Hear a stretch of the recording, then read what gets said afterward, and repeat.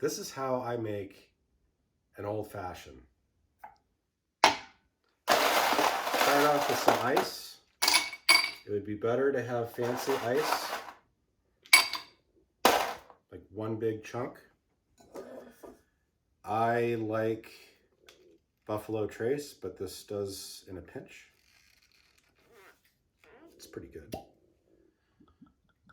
I'm not giving you measurements because this is a drink that the bourbon and or rye is the forward drink, so this is the quantity of what you're making. So put in as much as you want.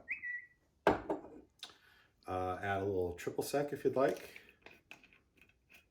Brings out the orange. The number 2 flavor other than the bourbon in this drink is orange. So triple sec is orange, orange bitters, and I'm also, for this recipe, I'm going to be using kumquats, which are fun. So you got your bourbon in there, you got some triple sec in there. I like bitters. These are just Angostura bitters. So about 3 or 4 in there. And I've already washed these kumquats.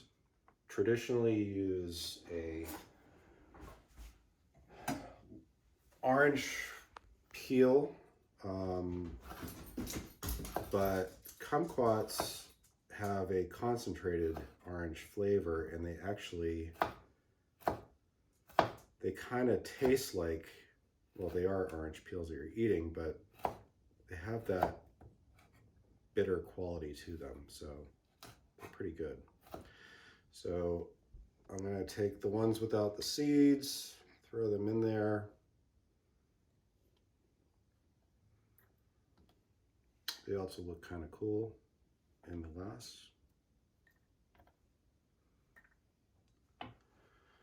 And this is something you cannot skip for this type of old fashioned. Is this brand of cherries, Luxardo. So I really love them. So I usually do 3. It's more than you should because it's a garnish, but I treat it as a treat at the end. Give it a little stir.